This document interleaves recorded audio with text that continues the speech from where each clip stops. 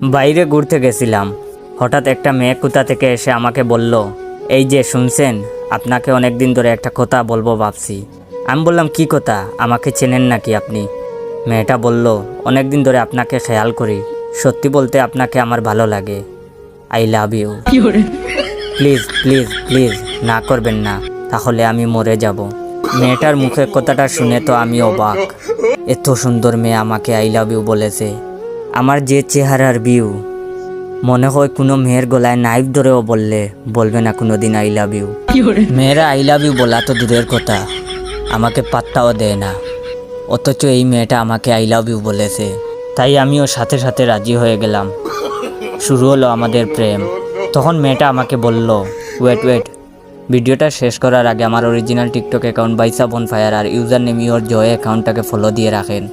আর ভাইয়ের আইডির reach down, তাই সবার সামনে ভিডিও যায় না, তাই একটু কষ্ট করে ভাইয়ের এই খারাপ সময় ভাইয়ের এই ভিডিওটা আপনার 15 জন বন্ধুকে শেয়ার করবেন। তখন মেয়েটা আমাকে বলল, বাবু চলো না ঘুরতে যাই। আমি বললাম, কোথায়? মেয়েটা বলল, নদীর পাড়ে। আমিও রাজি হয়ে গেলাম।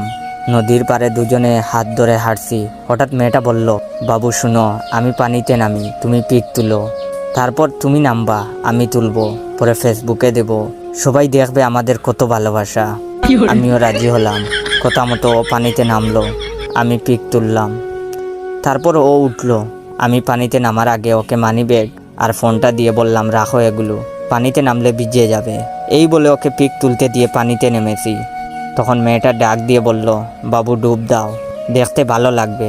ওর কথায় দিলাম এক ডুব দিয়ে উপরে উঠে দেখি মেয়েটা নাই।